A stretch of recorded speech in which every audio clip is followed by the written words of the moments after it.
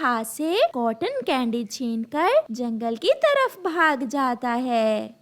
अब कालू उसे खाने से डर रहा था। उसे डर था कि कहीं ये कोई जहरीली चीज ही ना हो। कौवा कॉटन कैंडी लेकर अपने दोस्तों के पास जाता है। हाँ कालू भैया, ये तो कॉटन कैंडी है। आपको ये कहाँ से मिली है? ये तो बहुत स्वादिष्ट और मीठी होती है। मैं भी खाऊंगा ये कॉटन कैंडी। हम सब मिलकर खाते हैं। फिर वो सब मिलकर कॉटन कैंडी खाते हैं और सब अपने अपने घरों को चले जाते हैं। घर जाकर कालू कौवा अपनी पत्नी गोरी को कॉटन कैंडी के बारे में बताता है। वो बहुत स्वादिष्ट थी। मैंने पहले इतनी स्वादिष्ट कोई चीज नहीं खाई। कालू, मैं भी खाऊंगी। तुम मेरे लिए क्यों नहीं लाए वो कॉटन कैंडी? हम कल चिड़िया के पास जाएंगे। चिड़िया को पता है कि हमें कॉटन कैंडी कहाँ से मिलेगी। दूसरे दिन कालू कौवा और उसकी पत्नी चिड़िया के पास जाते हैं। मिट्ठू और कबूतर भी चिड़िया के पास बैठे हुए थे। चिड़िया, आप सब ने अकेले अकेले ही कॉटन कैंडी खा ली। मैं भी खाऊंगी। मैंने भी नहीं खाई। मैं भी खाऊंगा कॉटन कैंडी। कॉटन कैंडी तो हमें किसान की पत्नी ही दे सकती है। चलो हम सब मिलकर उसके पास जाते हैं। फिर वो सब पक्षी मिलकर किसान की पत्नी के पास जाते हैं। मगर मेरे पास तो पैसे नहीं है। साइकिल वाले अंकल पैसों के बदले देते हैं कॉटन कैंडी।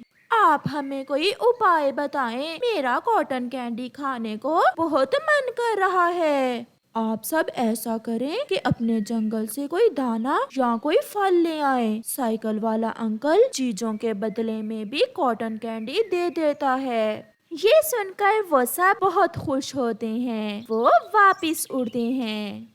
मिट्ठू तोता जल्दी जल्दी अपने लिए एक अमरूद ढूंढ लेता है।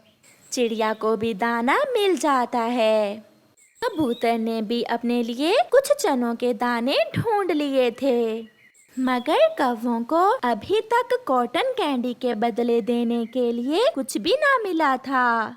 कालू, अगर कुछ ना लेकर गए तो किसान की पत्नी हमें साइकिल वाले अंकल से कॉटन कैंडी नहीं लेकर देगी। गोरी, उपाय। मेरे पास एक उपाय है। फिर कालू अपनी पत्नी के कान में अपना उपाय बताता है और वो भी एक थैली लेकर वहाँ से उड़ते हैं। वो सब बहुत तेज उड़ते हैं और थोड़ी ही देर में वो किसान की पत्नी के पास पहुँच जाते हैं।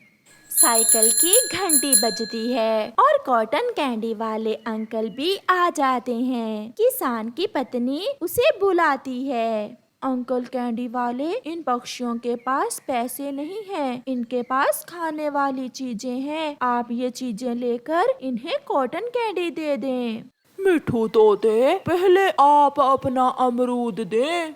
फिर मिट्ठू अमरूद के बदले चिड़िया और कबूतर भी अपने दानों के बदले कॉटन कैंडी ले लेते हैं। फिर आखिर में कौवे अपनी थैली देते हैं। इस थैली का बोझ ज्यादा है। लगता है इसमें ज्यादा दाने हैं। हाँ हाँ कैंडी वाले अंकल, अब जल्दी से हमें दो कॉटन कैंडी। मुझे जरूरी काम जाना है। मगर कैंडी वाला अंकल वो थैली खोल लेता है। उसमें तो कंकरियाँ और पत्थर थे। अपने दोस्तों के सामने कौवे बहुत शर्मिंदा होते हैं। कौवा, आपने धोखा किया। तुम नहीं सुधरोगे कौवा। आप ये कॉटन कैंडी फ्री में ले जाएं।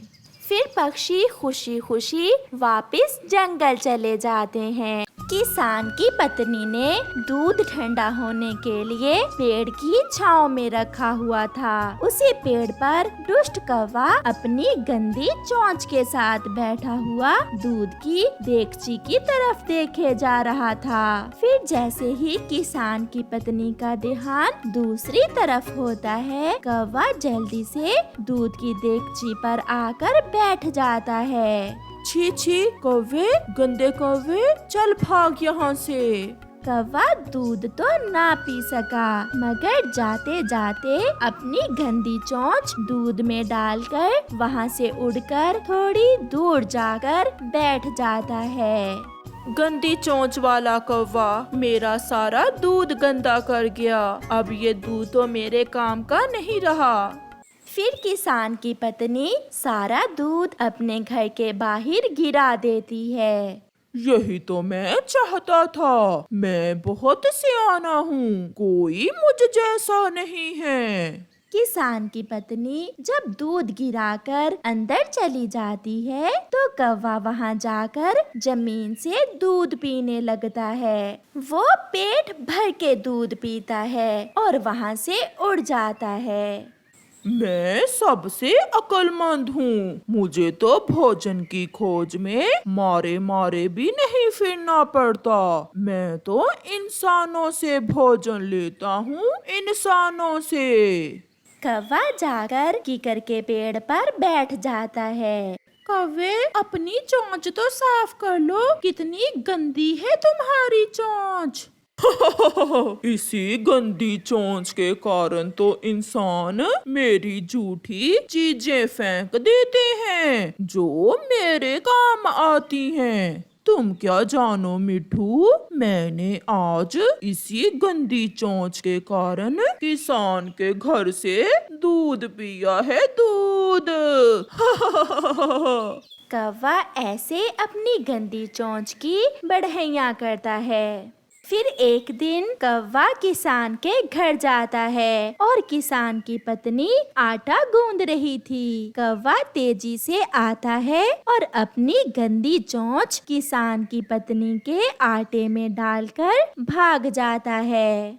ये कौवे बहुत दुष्ट और गंदे होते हैं, मेरा सारा आटा खराब कर दिया इस कौवे ने। किसान की पत्नी सारा आटा छत पर गिरा देती है। यही तो कालू कौवा चाहता था। कौवा भी वहाँ आ जाता है और मजे मजे से आटा खाने लगता है। उसे आटा खाता देखकर उसी की जाति के एक दो और कौवे भी वहाँ आ जाते हैं। सुनाओ दोस्त, तुम कैसे भोजन ढूंढते हो? मैं तो इंसानों के भोजन में अपनी गंदी चोंच डाल देता हूँ, फिर इंसान वो भोजन फेंक देते हैं और मेरे काम आता है। और तुम क्या करते हो दोस्त? मैं तो छोटे बच्चों से भोजन छीन लेता हूँ और वो मेरा कुछ भी नहीं बिगाड़ पाते। फिर वो कौवे किसान की छत से आटा खाते हैं और भाग जाते हैं। जंगल में जाकर कालू कौवा दूसरे पक्षियों के सामने अपनी बढ़ैया करता। मैं पीछे से गया, जब किसान की पत्नी ने दूध छांव में रखा तो मैंने पीछे से जाकर अपनी गंदी चोंच दूध में डाल दी। कौवे भैया, हम सब पक्षी यही समझते हैं कि इंसान बहुत बुरा है, मगर तुम तो इंसानों से भी ज्यादा बुरे हुए। जिस दिन गोली मारेगा इंसान इसे, तो फिर पता चलेगा इस काले कौवे को कि इंसान कितना जालिम होता है। चल चल मोटे कबूतर, अपना काम करो, मैं तो जा रहा हूँ आज मिठाई खाने। अगर किसी ने जाना है तो आ जाए मेरे साथ। नहीं काले कौवे, हम तो दाना ही खा लेंगे, तुम ही जाकर इंसानों से मिठाइयाँ खाओ। फिर कालू कौवा वहाँ से चला जाता है। उड़ते हुए कालू गीत गाता जा रहा था। मैं कालू हूँ, तू मेरी काली कौवी, मैं सुंदर हूँ, तू मेरी सुंदर कौवी, तुमसे मिलने को मन करता है।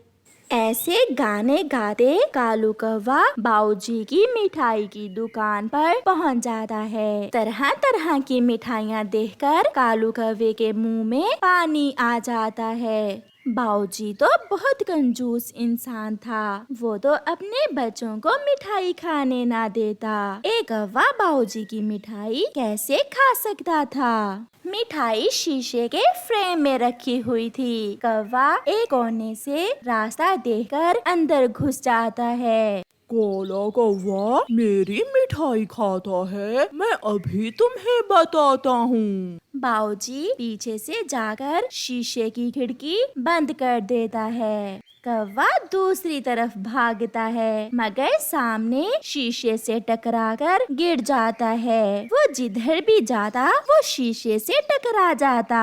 वो फंस चुका था। आज उसे पता चला था कि इंसान उससे भी ज्यादा सियाना है। फिर बाऊजी कौवे को पकड़कर बाहर निकाल लेता है और एक डंडे से कौवे की खूब पिटाई करता है। अब तो कौवे की काएं दूर दूर तक जा रही थीं। उसकी जाति के कौवे ऊपर जमा तो हो गए थे, मगर वो उसकी मदद नहीं कर सकते थे। ऐसे कौवे को सजा मिलती है।